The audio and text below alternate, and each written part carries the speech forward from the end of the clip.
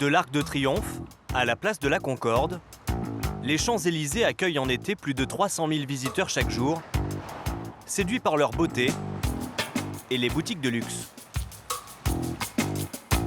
Des touristes qui arpentent ces 2 km de trottoir, les poches souvent remplies de billets. Combien avez-vous dépensé aujourd'hui? Moi, j'ai dépensé 3 500 €. Et moi, 1500. Ce flot d'argent liquide attire des centaines de voleurs venus de différents pays d'Europe. Enfants pickpockets, racketteurs, faux mendiants, Julien ne sait plus où donner de la tête. On ne peut plus vous voir ici. Vous n'avez plus le droit de venir ici. Il faut éviter les champs. Vous venez plus sur les champs. La mendicité est interdite, surtout que certaines fois, elles sont assez agressives, ces genres de personnes. Elles agressent les personnes pour avoir une pièce, elles quémandent, elles insistent lourdement. Et c'est pareil, si elles ont l'opportunité de voler, elles vont pas hésiter. Les touristes, la plupart ont énormément d'argent liquide sur eux. Ils regardent à droite, à gauche, ils font pas attention à leur sac et moindre moment d'inattention, ils en profitent. Julien, gardien de la paix, chasse à longueur de journée les faux mendiants qui détournent l'attention des touristes pour les détrousser. Mais il a aussi affaire à des dizaines de groupes de Roms spécialisés dans l'arnaque à la fausse pétition.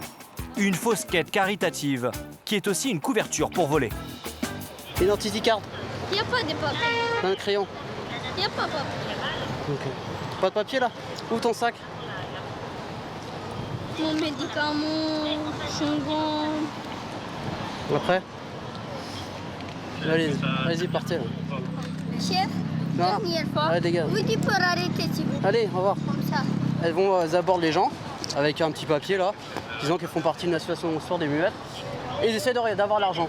Et pendant que la personne signe ou cherche dans son portefeuille, elles vont profiter pour piquer un portefeuille, un portable, quoi que ce soit.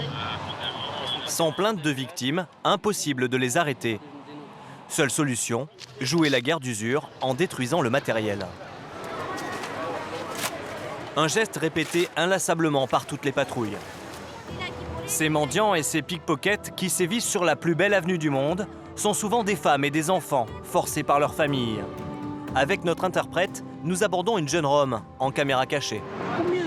C'est mon mari qui m'oblige à venir mendier ici. Et si tu ne viens pas, est-ce qu'il te bat? Oui, ça peut arriver qu'il me batte.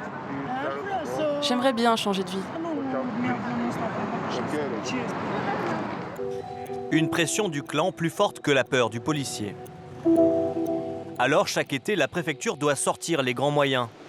À pied, en voiture et à cheval. Car l'image des Champs-Élysées est en danger. Au commissariat en bas de l'avenue, c'est le défilé de touristes dépouillés.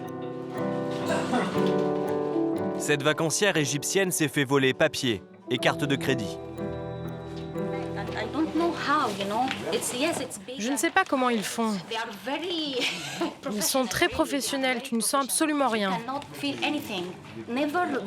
Ici, ils n'arrivent jamais à attraper les voleurs. C'est vraiment très étrange.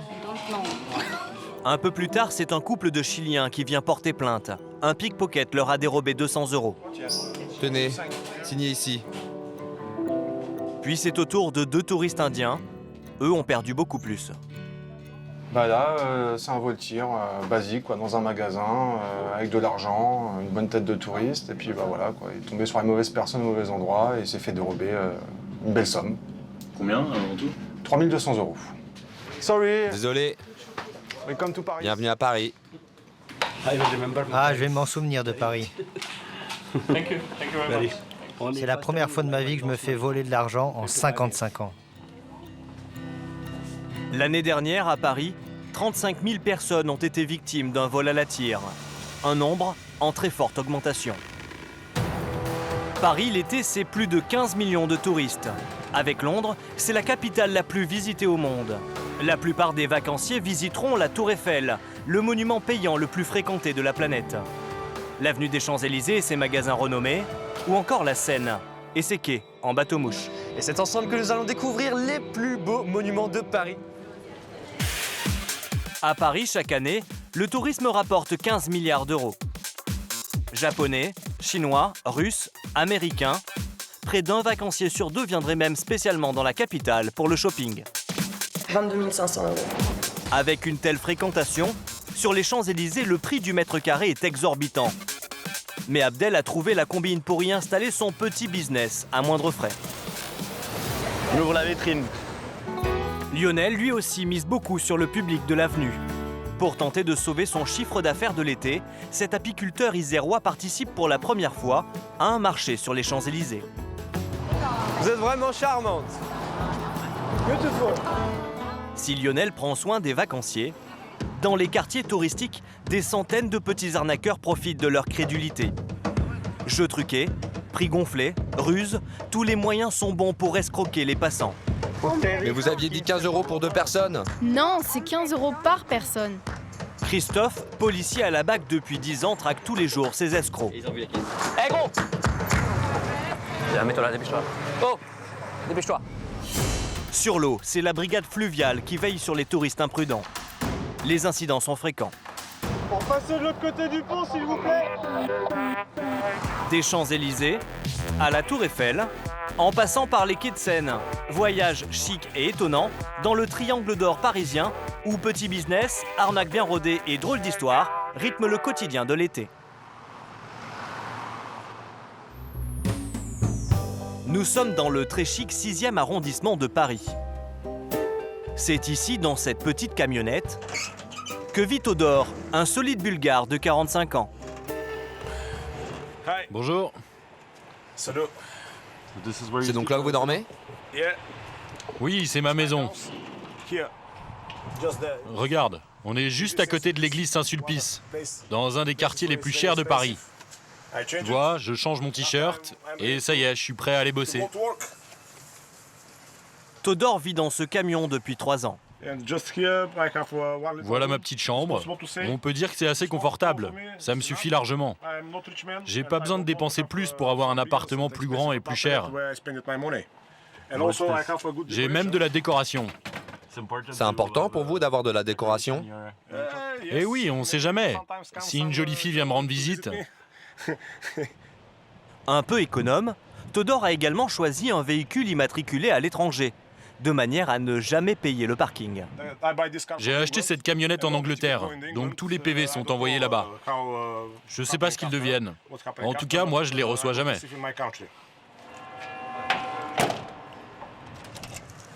Et voilà, ma maison est fermée, on peut y aller. Todor est un as de la débrouille. Et il a monté une petite affaire qui tourne bien l'été. Son bureau se trouve à seulement quelques pas de son vieux camion. Au fond de ce parking privé, Todor possède plusieurs vélos-taxis électriques qu'il loue 30 € par jour à d'autres Bulgares. J'ai 15 vélos, mais en ce moment, j'en loue seulement 5. Par mois, ça me coûte 100 € par vélo de les garer ici. En plus d'être loueur, Todor est lui-même chauffeur. Voici son outil de travail. C'est moi qui ai eu cette idée. J'ai mis des suspensions, comme ça je peux rouler comme une limousine dans la rue. Cette partie, ça vient d'une moto russe. Un vélo-taxi fabriqué maison pour 500 €, sans se préoccuper des lois françaises. Car à l'arrière, il a un moteur électrique illégal. Il est 3 fois trop puissant. Inconscient du danger, Todor transporte les touristes à 50 à l'heure. Pour les attirer, il a installé une sono qui joue de la variété française.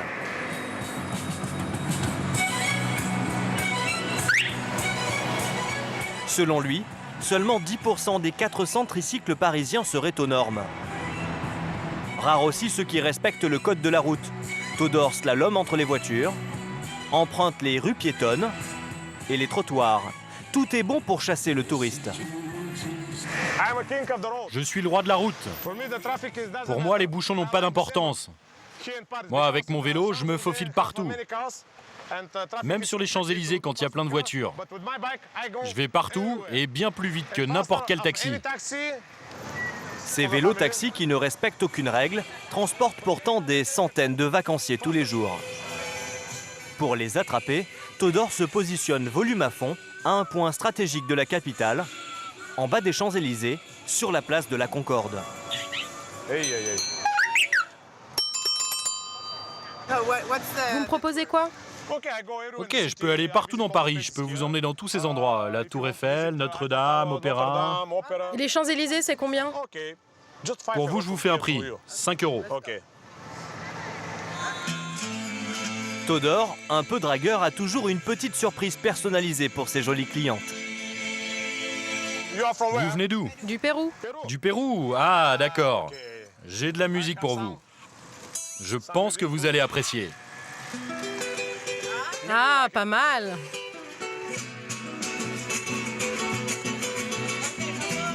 Direction le haut des Champs-Élysées à pleine vitesse pour Valeria, une présentatrice télé péruvienne, en week-end à Paris.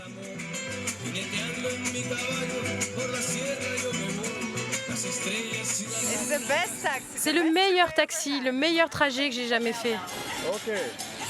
J'ai besoin d'aller chez Chanel après ce petit tour. Vous m'avez dit que vous vouliez aller chez Chanel. Maintenant, vous allez voir la différence avec une voiture. Une voiture, elle peut pas passer ici. Eh bien moi, oui. Et ensuite, si vous voulez, je peux même vous déposer directement dans le magasin. Vous voyez? Bon, je suis arrivée, le trajet est fini. On va entrer chez Chanel. Bisous. Super. Attends, moi aussi je t'embrasse, mais je te fais des bisous à la bulgare. Todor, jusqu'au bout, tente sa chance et laisse ses coordonnées à sa cliente. Ça, c'est ma page Facebook et ça, c'est mon nom. Ah, super, merci beaucoup. Avant d'empocher sa course, 5 € seulement. Je pensais que ce serait gratuit pour moi, mais bon, tant pis. Ah, une autre fois, peut-être. Écoute, la prochaine fois, je te fais la course gratuite, mais en soirée, par contre.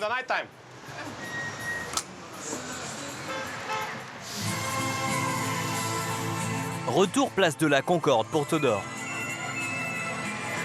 C'est la mafia bulgare ici. À Paris, il serait plus de 150 Bulgares à exercer le métier de vélo-taxi. Presque un chauffeur sur 2. Comme Todor, beaucoup ont quitté leur pays pour des raisons économiques. Il n'y a pas beaucoup de travail en Bulgarie. Et puis, les salaires sont pas les mêmes que dans l'Union européenne. Donc oui, ici c'est mieux. Et en plus, on est à Paris. En été, un bon chauffeur peut espérer empocher 200 € par jour. Une jolie somme qui sert aussi à aider les familles restées au pays. Mais depuis l'année dernière, ce petit business plutôt rentable attire des concurrents, des Roumains. Une guerre entre les deux communautés a éclaté. Vous avez vu l'état de son vélo?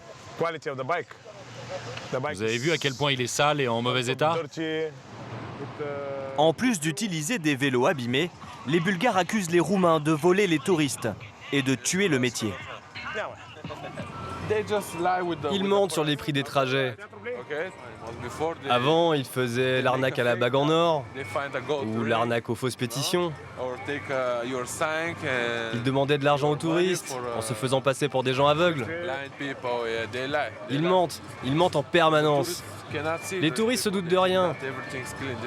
Ils pensent que tout est propre ici parce qu'on est à Paris, mais on ne peut pas les tabasser. On est en France. Mais vous avez envie de vous battre avec eux? Oui, bien sûr. Bien sûr qu'on aimerait se battre avec eux. Parce que c'est notre gagne-pain et ces mecs vont tuer le business. Cette rivalité entre les communautés a donné lieu à une guerre de territoire. Les Bulgares travaillent sur la place de la Concorde et sur les Champs-Élysées. Les Roumains, eux, au Trocadéro et à la Tour Eiffel. Pour découvrir leurs arnaques, direction le Champ de Mars. Sur place, il y a un chauffeur français de vélo-taxi. Ils sont quelques dizaines à Paris. Eux aussi sont très remontés contre les Roumains. T'as pas de papier, qu'est-ce que tu racontes, t'as des papiers? Vous avez même pas d'assurance sur vos vélos, qui se nous cassent les couilles, toi. La police, tous les jours, nous disent de partir à cause de toi. Dégagez, bande de je sais pas quoi, là. Ça, on ne chargerait pas, de toute façon. Toi, voleuse, toi, casse-toi. Mais bien sûr, c'est des voleuses, ces gens-là, ils ont pas de papier, ils ont rien du tout, ils ont même pas d'assurance. Et après, ils parlent avec nous, ils tuent le business. Dégage. Mais quelle assurance tu parles? Vous êtes 40 à avoir la même assurance. Alors dégage. Si demain, t'as un accident avec des gens, qu'est-ce qui se passe? Tu vas en prison. Selon ce conducteur, les Roumains ne seraient pas assurés. Nous demandons à l'un d'entre eux s'il veut bien nous montrer son attestation d'assurance. L'homme nous présente un document provenant d'un assureur, Mais celui-ci n'a aucune valeur. Ce n'est pas une attestation, mais un simple devis. De nombreux touristes seraient donc transportés sans protection. Quant aux arnaques annoncées par les Bulgares, nous allons tenter de les découvrir en nous faisant passer pour des vacanciers espagnols. Pour aller place de la Concorde, c'est combien? 15. Combien vous dites? 15 euros. 15 euros. Ok, on y va. La femme annonce 15 euros la course. Mais 10 minutes plus tard, arrivé place de la Concorde, le prix du trajet a doublé. Alors, combien on vous doit? On vous doit 15 euros? Non, c'est 15 par personne. Comment? Oui, c'est 15 par personne. Et vous aviez dit 15 pour le trajet? Une personne, c'est 15 euros. Non, vous aviez dit 15 pour tout le trajet et non par personne. Cette arnaque est parfois très douloureuse pour certains touristes. Ces Australiens ont payé 105 euros pour 7, au lieu des 25 négociés, pour un trajet de seulement 2 km. Ils nous ont pris à la Tour Eiffel et nous ont dit que ça serait 25 euros pour nous 7. Mais arrivés ici, ils ont essayé de nous faire payer 25 par personne. On s'est vraiment fait arnaquer, c'est très désagréable. Avec ces sommes amassées, chaque mois, les conducteurs mal intentionnés se font plusieurs milliers d'euros. Un petit pactole pour ces familles pauvres. Si bien qu'au pied de la Tour Eiffel, les vélos-taxis roumains ont envahi les lieux et perturbent la circulation. Un casse-tête pour les policiers car aucune loi ne leur interdit de circuler. Seul le stationnement sauvage est répréhensible. Autour de la Dame de Fer, une autre arnaque fait de nombreuses victimes. Le bonneto. Un manipulateur mélange 3 palets. Il faut découvrir celui qui a une marque blanche. En cas de victoire, la mise de 50 euros est doublée. Pour inciter les touristes à miser, les complices gagnent à tous les coups.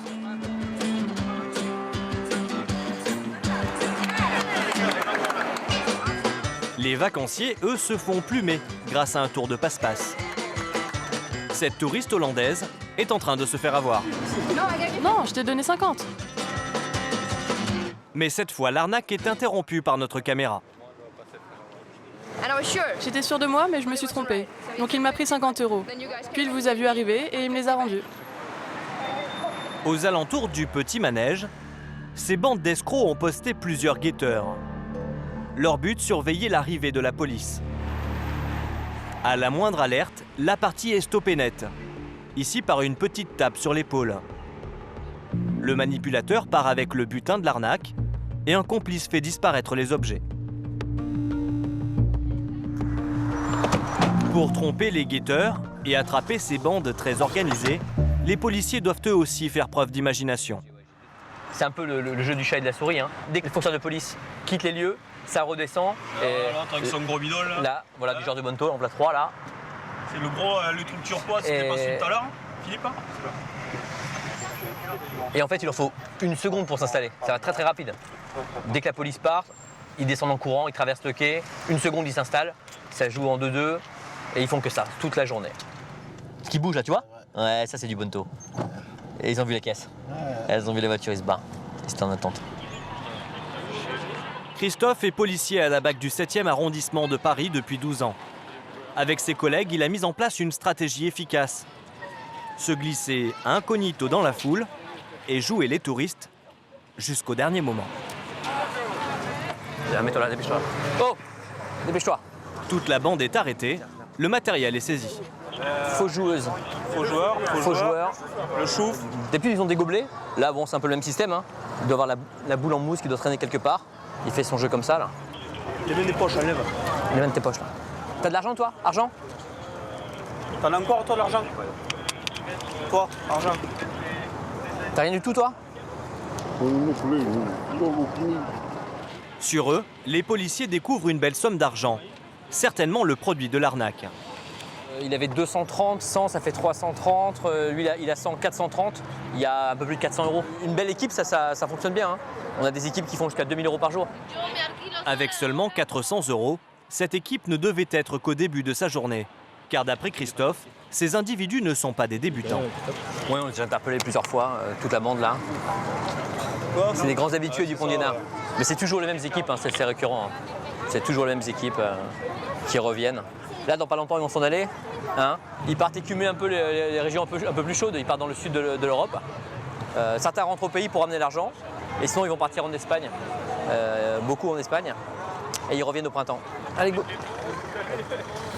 Dans le passé, les manipulateurs de Bonneto risquaient 5 ans de prison et 375 000 € d'amende pour escroquerie. Mais il y a un an, la Cour d'appel de Paris a estimé qu'il s'agissait simplement de l'organisation de jeux de hasard sans autorisation. Un délit aux peines beaucoup moins lourdes, seulement 6 mois de prison et 7 500 € d'amende. L'équipe arrêtée ce jour-là écopera d'un simple rappel à la loi. Bien loin des arnaques, les premiers à bénéficier de cet afflux de touristes, ce sont les commerçants. Mais le prix des boutiques s'envole. Avec 20 millions de touristes, de clients potentiels chaque année, les Champs-Élysées sont la 3e avenue la plus chère au monde. Certaines grandes enseignes ne peuvent même plus s'offrir de tels emplacements. C'est un peu speed, donc je marche un peu dans la rue, hein. Il y a personne.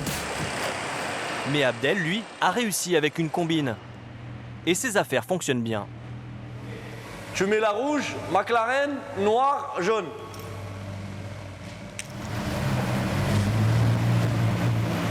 Dans ce parking, il possède 4 voitures de luxe. Une petite fortune. On va dire, on va arrondir à 200 000 à chaque voiture là, ça fait 600 000, 850 000 €. On se rend pas compte. À force de les côtoyer tous les jours, donc on se rend même pas compte de la valeur de ce qu'on a entre les mains. Hop, les voitures elles sont chaudes, elles sont prêtes à aller travailler. Travailler, car en fait Abdel loue ses bolides hors de prix au badaud. Pour les obtenir, il a dû s'associer à un homme d'affaires et souscrire un leasing. Et sa combine, pour avoir une belle vitrine, est toute simple. Avec ses 2 vieilles voitures, il bloque un emplacement de premier choix qu'il s'est attribué. Une quinzaine de mètres de long environ, directement aux abords des Champs-Élysées. Vers midi, à l'ouverture de son commerce, les 2 véhicules disparaissent comme par magie. À la place, il y a un collègue d'Abdel. Regarde précieusement la place. Oui, précisément. La voiture arrive. On a la McLaren et voilà la Ferrari Californie. Pour cet espace, Abdel ne paye rien à la mairie. Son loyer à lui, ce sont seulement quelques tickets de parc-mètre. Vous voyez le ticket d'hier, hop. Comme quoi, on met toujours. Hein.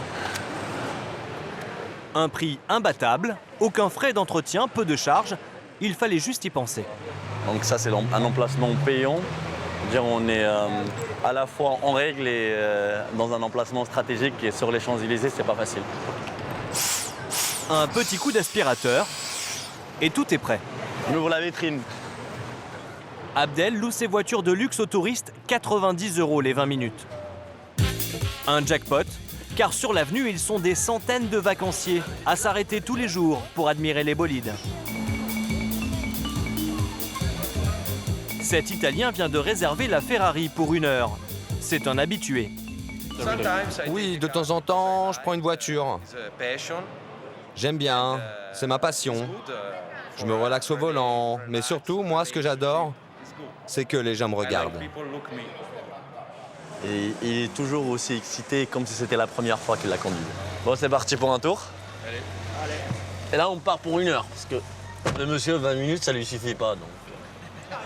Abdel monte toujours à côté de son client, par précaution.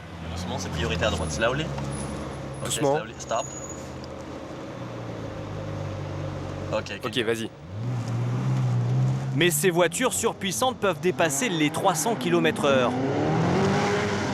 Alors pour certains clients, difficile de se contenter de la limitation à 50 en agglomération. Doucement. Super journée, hein. Oui, belle journée. Belle journée, du beau monde, on est entre amis. C'est bon. C'est le top, bon business. Dieu merci. Super balade dans une ville magnifique, avec des voitures incroyables, comme à chaque fois. Toi aussi, t'es incroyable, Emmanuel. Merci beaucoup, mon ami. Mais de rien. Pour ce tour d'une heure, Abdel empoche 250 € en cash. En été, le jeune homme nous confie gagner avec ses voitures jusqu'à 3000 € par jour. Un joli coup, car sans loyer à payer sur les Champs-Élysées, sa petite entreprise est déjà très rentable. Voilà, on y va. On va faire un petit tour pour le petit. On va essayer de lui faire plaisir. T'es impatient? T'es prêt? Allez, on y va. À Paris, autour des quartiers touristiques, la combine de la vitrine gratuite fait des petits. Le business de location de voitures de luxe a explosé.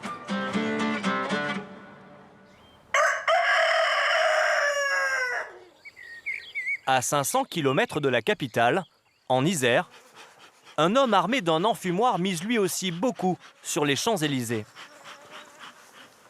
Ah, elles sont méchantes là. Putain, les garces, je me fais bouffer là. J'ai pas la bonne combinaison. Vous vous faites piquer où? Oh, une dizaine de fois là, facile. Où ça? Oh, partout, visage. Lionel est apiculteur. Il a loué 600 € les 3 jours, un petit stand sur la plus belle avenue du monde, où est organisé un marché régional. Il espère y faire le coup de l'année, vendre des centaines de pots de miel. L'été en Isère, ses produits se vendent mal et il a des problèmes d'argent. Les choses s'accélèrent un petit peu. La pression monte. Si on arrive à faire déjà 5000 €, ça sera déjà pas mal. À minuit, tout est enfin prêt. Donc c'est parti. Pour son séjour, Lionel a puisé dans ses économies. Alors pour éviter de payer une chambre d'hôtel, il va rouler toute la nuit.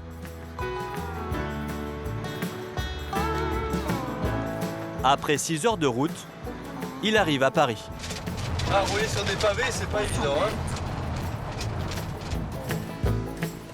Magnifique, là, on voit la tour Eiffel. Je l'avais jamais vue sous cet angle-là. En plus, avec la lune, c'est magnifique. Le marché est installé en bas de l'avenue des Champs-Élysées. À 150 mètres, tournez à droite sur l'avenue Winston Churchill. Ah, il y a déjà des exposants qui sont arrivés, là. Ah, ils sont là, les parasols. Lionel va enfin découvrir son emplacement sur lequel il a tout misé. Donc c'est ici, là. Mais pourquoi il y a S36-2? Mais c'est la déception. Hein? Il est minuscule. C'est pas possible de travailler dans ces conditions-là. Voilà, bah, je vais être complètement écrasé par rapport à la restauration. Et il va me rester 1 mètre. 1 mètre sur... c'est pas possible. Moi, il va me rester ça. 70 cm. Lionel est coincé derrière ce camion et ce comptoir en bois. Il a très peur de passer complètement inaperçu des touristes et de s'être fait avoir. Je vais avoir 0 visibilité. Je sais même pas si les gens vont oser venir ici. 600 € pour 70 cm de large. Il fait appeler une organisatrice et tente un coup de bluff. Ici, il va y avoir énormément de monde. Et si je laisse ma place à quelqu'un, il est possible de me rembourser le stand? Ça va être difficile. Ouais. Ça va être difficile là ce matin. On peut essayer de voir après, mais en fait, on n'a personne. Avec cette menace de quitter les lieux, 10 minutes plus tard, l'apiculteur obtient gain de cause. Les organisateurs décalent tous les stands pour lui faire une jolie place directement sur l'allée. Il faut maintenant tout déballer. Les premiers touristes ne vont pas tarder. Là, on a 2 heures devant nous, allez. C'est chaud? Ouais, va falloir courir, ouais. Va falloir traîner, ouais. Ça, c'est clair. Ouais, Jean-Marc, il nous faut les petites ruchettes, ouais, c'est bien. 10 heures, c'est l'ouverture officielle du marché. Venus de Corrèze, de Savoie ou encore d'Alsace, 120 petits producteurs vont pendant 3 jours donner de la voix pour écouler leurs marchandises. Fabrication artisanale, sans conservateur et sans colorant. Les Champs-Élysées prennent des airs de campagne. C'est de la cuisse de belle-mère. C'est pas de la belle-mère qui traîne devant les feux de l'amour dans la Top Model. On est bien d'accord. Look, the meat. You like? Et voilà, tout le monde aime la cuisse de belle-mère. Cuisse de belle-mère en anglais. Ah, cuisse de belle-mère. It's the same.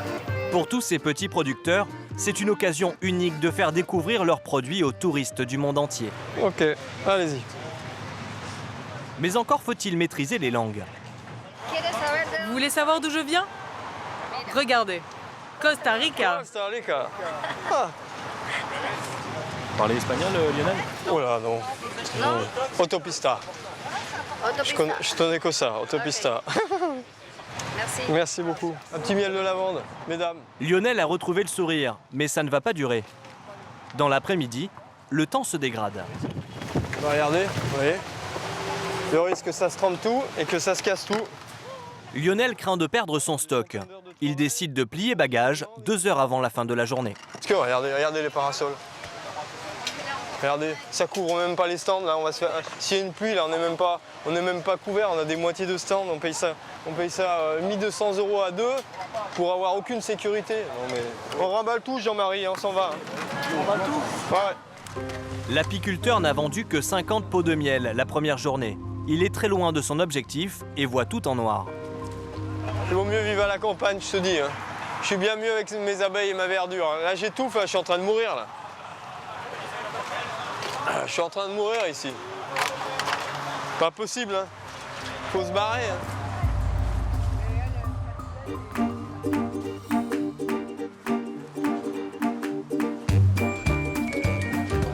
Le lendemain matin, le beau temps est revenu.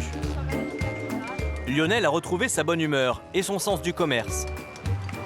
Vous êtes vraiment charmante. Beautiful. Ok.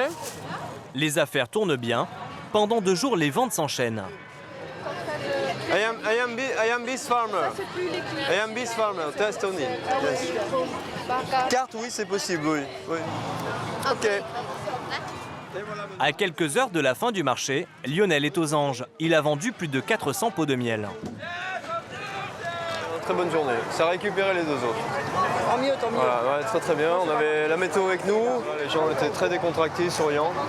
Et ils prenaient le temps de s'arrêter sur les stands et de déguster, quoi. Lionel a réussi son pari.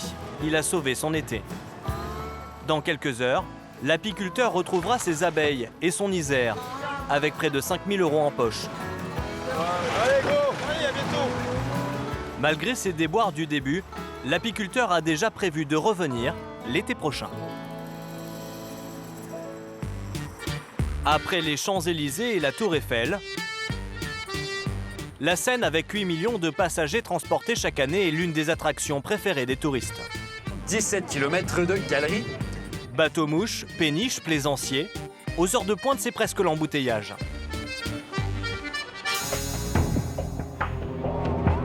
Pour veiller sur les 13 km parisiens du fleuve, en 1900 a été créée la brigade fluviale. Une centaine de policiers équipés de bateaux très rapides, capables d'intervenir en quelques minutes. L'été, ces hommes sont particulièrement sollicités. L'été, c'est l'insouciance des beaux jours. Donc les gens ont tendance à, entre guillemets, à se lâcher un peu, quoi. Donc nous, on est là pour veiller à ce qu'ils ne se lâchent pas de trop. Philippe est policier à la brigade fluviale depuis 22 ans. De juin à septembre, il s'attend à tout type d'intervention. On a plus de petits problèmes, du style les baignades en Seine, les chiens qui peuvent tomber dans l'eau. Quelquefois, on récupère même des objets qui flottent pour rendre service aux gens afin qu'ils les récupèrent. Ça nous permet qu'eux ne sautent pas dans l'eau pour aller les chercher. Cet après-midi, il est appelé pour une péniche de 22 mètres à la dérive. Ouais, nous sommes juste derrière vous. On va monter à bord, on va vous ramener sur le quai là. Donc là, on a ce bateau-là qui vient de nous appeler sur la VHF comme quoi il était en panne moteur. Donc on va monter à bord et on va voir ce qu'il y a, on va le ramener à quai. La péniche est en train de se positionner en travers de la Seine. Le risque, qu'elle heurte un bateau-mouche.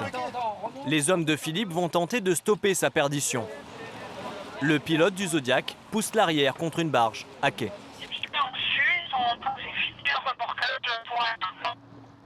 Ouais, nous sommes sur la rive gauche, le long des jardins flottants. On n'a pas d'endroit spécifique pour l'amarrage des bateaux à cet endroit-là. Donc il faut l'intervention de l'Île-de-France pour le déplacer et l'amarrer plus en amont. Hé, viens à côté, doucement. L'Île-de-France, c'est le remorqueur de la police. Philippe dirige l'opération d'accostage. Là, Régui, tu montes au-dessus. Une manœuvre délicate. Le bateau sans moteur est hors de contrôle. Il faut vite l'attacher solidement à celui de la police pour l'évacuer. Non, t'es pas assez tendu là, regarde.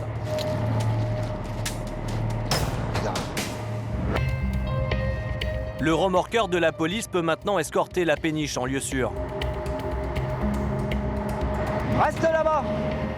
Reste sur le bateau. On va le mettre au bollard après l'échelle, là, tu vois, juste avant l'espèce de truc vert, là. Il y a un bollard, là. On va le mettre là. Une fois tout le monde en sécurité, Philippe décide de contrôler l'embarcation. On va commencer le contrôle. Eric, je vais chercher. Surprise, le propriétaire n'a pas les papiers du bateau. Le type de navigation était en cours de demande. Donc je ne vais pas pouvoir vous le présenter. Il est en cours de demande. Vous avez un certificat provisoire? Cette absence de papier en règle sera lourde de conséquences pour le propriétaire. Le bateau est immobilisé jusqu'à nouvel ordre. Son propriétaire sera poursuivi pour non-conformité aux règles de la navigation. Il attend de connaître le montant salé de son amende.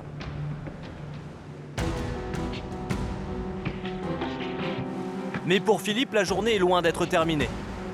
À la tombée de la nuit, il repart en patrouille. Son inquiétude, les milliers de fêtards qui rejoignent les quais le week-end. Samedi soir, on craint surtout les personnes qui tombent dans l'eau au vu du monde qui se promène sur les quais, qui fait la fête, et notamment l'été quand il fait beau. Donc ça reste une journée qui est plus sous tension pour nous. Pour passer de l'autre côté du pont, s'il vous plaît. Merci. La hantise de Philippe, ce sont les mauvaises chutes dans la Seine, avec perte de connaissance. Pour nous, ça peut se terminer en une plongée de recherche avec une personne qui est tombée au fond et qu'on va rechercher. Peut-être, s'il a de la chance, qu'on va retrouver rapidement. S'il n'a pas de chance, qu'on retrouvera peut-être 3-4 jours après. À 23h, les bords de Seine sont bondés de touristes et de Parisiens. Depuis 2 ans, 3 km de quais sont fermés à la circulation des véhicules. Des dizaines de bars branchés ont ouvert. Les quais sont devenus des hauts lieux des nuits parisiennes. À minuit, c'est l'alerte. Ce que Philippe redoutait vient d'arriver. Un homme est tombé dans la Seine. Anne, sa collègue, plongeuse et secouriste confirmée, enfile sa combinaison. Il y a urgence. Avec la vase, les parois des berges sont glissantes. Difficile pour une victime de sortir de l'eau. Par rapport à une personne tombée en Seine, au pont change. C'est sur un appel de police secours 17. Il faut moins de 2 minutes à la brigade fluviale pour arriver sur place. Ouais, vedette chrono sur place, pont change.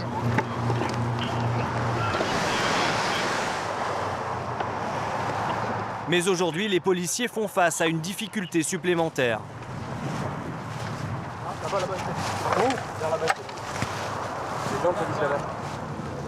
La nuit est particulièrement noire. Ils l'ont pas. Il est très difficile de distinguer la moindre silhouette. Putain, il a coulé. Là-bas, il nage, à côté du bateau, là. Tu le vois, Anne? Oui. Non, je le vois pas. Pourquoi, Thomas? L'homme est finalement repéré le long de ce bateau-mouche. Anne se jette à l'eau.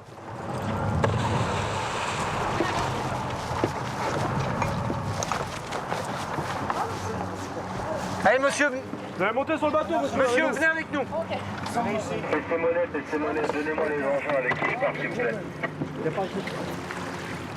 Ouais, donc vous partez avec le PS2 rouge, autant pour moi. PNZ dans la vedette chrono. Vous allez monter là. 1, 2, 3. Oui, personne récupérée. Les policiers tentent de savoir comment l'homme s'est retrouvé dans la Seine.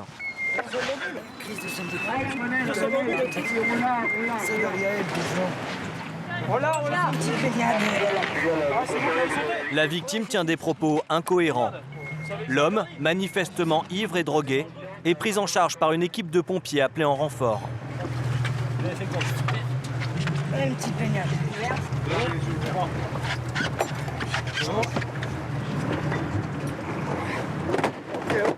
Ils vont l'évacuer. En chemin, ils tentent d'établir un premier diagnostic. Vous appelez comment? Monsieur, vous appelez comment?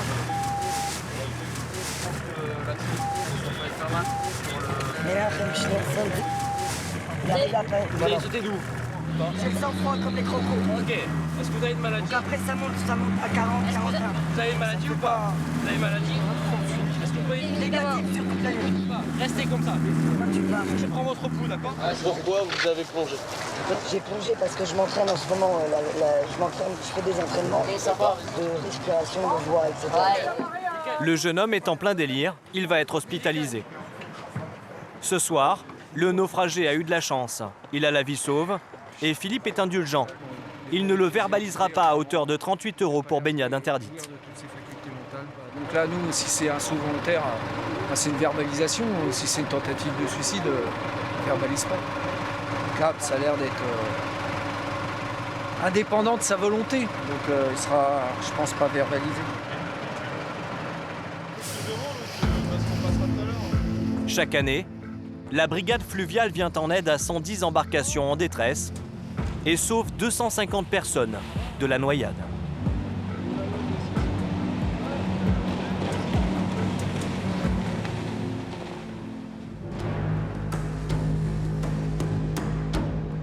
Les soirs de week-end, sur les Champs-Élysées, les milliers de touristes sont encore là. Et les policiers qui patrouillent à pied sont eux aussi sur le qui-vive. Qu'est-ce que j'ai dit? Ici? Non, pas ici. Pas sur la route. Alors restez pas en plein milieu. Vous foutez pas de ma gueule. Allez-y. Vélo taxi, mendiant, pickpocket.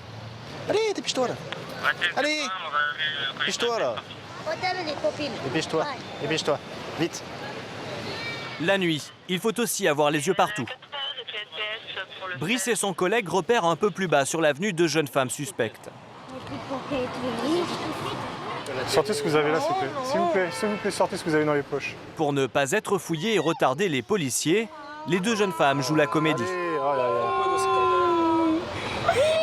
on va appeler le testeur, les amis. Mettez-vous, arrête. De toute façon, on va vous emmener, madame. Ce sont deux voleuses des pays de l'Est qu'ils connaissent bien. Tous les jours sur les Champs-Élysées. C'est des Bosniaques ou des Yougoslaves. Il faut pas pleurer. Ce comportement, Brice le vit tous les jours. Oh, par ici, là. Oh, arrêtez quand même. C'est par là, regardez, c'est là, à droite. Allez, on y va. Et ça le fait sourire. Mademoiselle. Pourquoi vous faites ça? Oui, ça joue un peu la comédie. Ah ouais, c'est systématique. Hein. Et encore là, ça reste assez soft. Hein. En général, elles se mettent par terre, elles se roulent, elles font semblant qu'elles convulsent pour qu'on appelle les pompiers, que ça dure plus longtemps.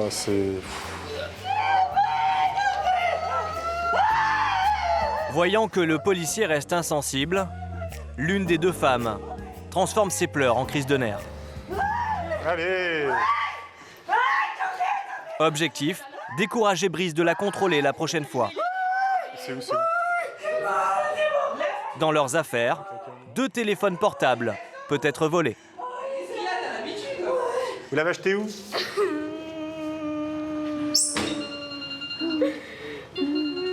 C'est qui vous appelle? On peut répondre? Mais sans réponse et sans preuve évidente du vol, Brice est obligé de relâcher les deux suspectes. Quand on a peu d'espoir, la palpation n'a rien donné de particulier. Et là, elle s'en va tranquillement, tout va bien. Elle a retrouvé le sourire. Alors, on ne peut pas aller plus loin, hein, donc ça s'arrête là pour nous. On va retourner sur les champs, on va passer par le métro. Là, ils ont pris le métro, on va voir. Et puis voir, on sait jamais. Aïe, aïe, aïe, aïe. Brice ne perd pas espoir de les coincer un jour en flagrant délit de vol.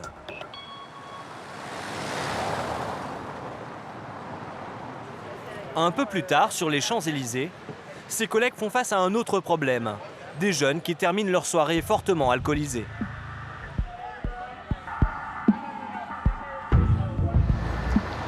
Thomas reçoit une demande d'intervention par radio.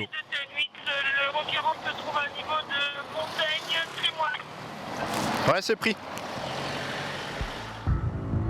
À 2 pas de l'avenue, 2 jeunes en couple auraient déclenché une altercation avec un chauffeur de taxi. Bonjour. Qu'est-ce qui se passe? Celui qui m'a agressé là dans les taxis. Attendez, s'il vous plaît, s'il vous plaît. Il a mis un coup à la fille là-bas. Intervenez sur le trottoir. L'histoire est confuse. Thomas sépare les protagonistes et prend le chauffeur à part pour tenter de démêler le vrai du faux. Il y a eu des échanges de coups ou pas? Il m'a donné un coup de poing à la figure. Qui, le monsieur? Le monsieur. D'accord, vous, est-ce que vous avez mis une gifle? Oui, je lui donne. D'accord. Ok. Restez là, s'il vous plaît. Restez là. Le jeune homme aurait frappé le chauffeur de taxi qui aurait involontairement heurté sa compagne. Puis le couple aurait décidé de ne pas payer la course. Je me prends un coup derrière, en plus de ça, je dois payer une course et repayer une course derrière pour rentrer Vous chez moi. payez la course que vous avez faite. Monsieur, il veut pas déposer plainte, vous voulez pas non plus, voilà, ça s'arrête là. Vous énervez pas, vous en foutez, c'est bon. Sans dépôt de plainte, le policier tente de régler la situation à l'amiable. Elle vous doit combien exactement pour la course qu'elle a faite là? Je crois dans les 18-19 € à peu près, près de 20 €. De combien? Vous venez avec moi s'il vous plaît pour régler le monsieur? Monsieur? Le couple est décidé à payer, mais le chauffeur de taxi en demande maintenant beaucoup plus. Il souhaite être indemnisé pour ses vêtements déchirés dans l'altercation. Est-ce qu'alors là, Non, vous payez ma chemise, évidemment. Donc votre chemise, elle coûte combien? Il faut me donner 40 €, c'est 40 €. Voilà, 40 € et la Mais course, je c'est veux voilà. un ticket de caisse. Je veux un ticket de caisse, je suis désolé, je suis en train de demander un ticket de caisse. Si vous donne 40 €, vous y allez, ça s'arrête là? Oui, il est content, il aura gagné. Laisse-le, il va gagner, il sera content, il va rentrer chez lui, il fera plus 40 €. Il sera content. 40 €. Moi, je donne ma carte. Il est là, tiens, voilà. Mais les choses vont mal tourner. C'est pas comme ça. Non, mais... En chemin vers le distributeur de billets, Allez. Le jeune homme change d'avis et veut en découdre avec les policiers. Il tente de les frapper. Tu te calmes maintenant. Je te calme. Pour-toi là. Hey, il a ma carte. Allez, pousse-toi. Hey, il a ma carte. Tu poses là, c'est bon, j'en ai marre. Arrêtez de me pousser. C'est bon, main dans le dos là, j'en ai marre là. Non, hey. Allez, donne ta main là. Hey. Donne ta main, putain là. C'est bon. Il est aussitôt embarqué. Comme quoi, il suffit de rien pour que ça dérape. Comme quoi l'alcool. Mais nouveau rebondissement. Pendant le contrôle de son identité, les policiers apprennent par radio que l'individu est fils de diplomate. Monsieur va repartir. Quoi? Bah ouais, unité diplomatique. Et donc, c'est quoi la suite? Malgré les faits, il doit être relâché sur le champ. Calme-toi. Putain, ça, c'est un truc à me rendre fou, ça. C'est bon C'est bon. Ok, bah, il peut y aller, monsieur. Il peut aller prendre un taxi. Merci beaucoup pour la balayette. De rien, bonne soirée. Allez, bonne soirée. Protégé par son statut, le jeune homme échappe à toute poursuite judiciaire. N'importe quoi, j'ai jamais vu ça, moi. Il n'y a que sur Paris qu'on voit ça. Ça s'arrêtera là, quoi. Parce que monsieur a une unité diplomatique. Donc ça, on peut rien faire? Non. Là, non. C'est un peu dépité que Thomas repart patrouiller sur les Champs-Élysées.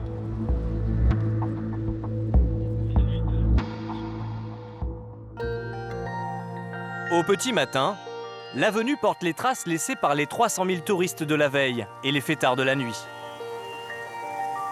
Les trottoirs sont jonchés de détritus et les poubelles débordent. Alors, à l'heure où les premiers joggeurs foulent les pavés des champs, sous l'Arc de Triomphe, une équipe d'éboueurs de la mairie de Paris entre en scène.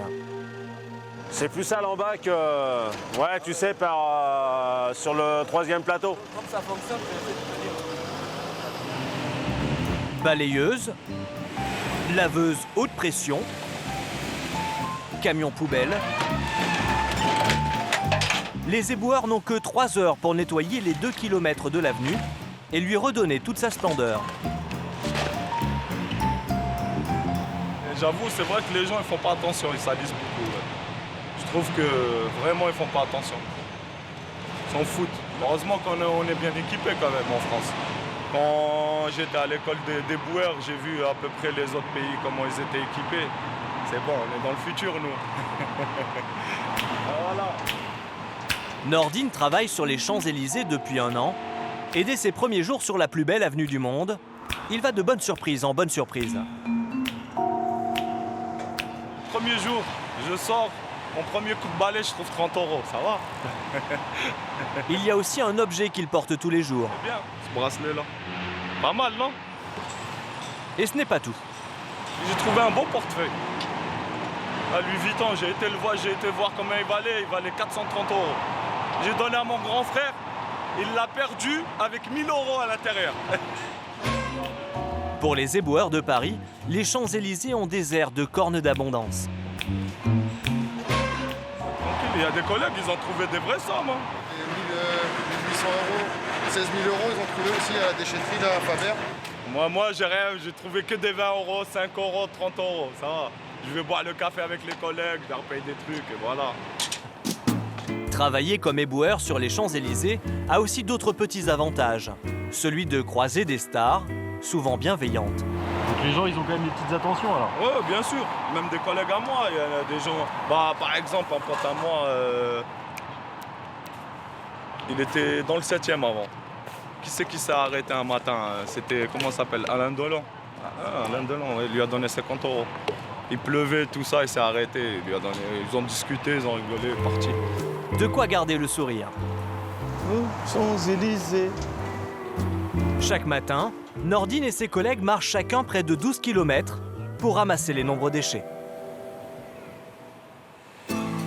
Mais les Champs-Élysées demandent beaucoup d'attention pour rester présentables toute la journée.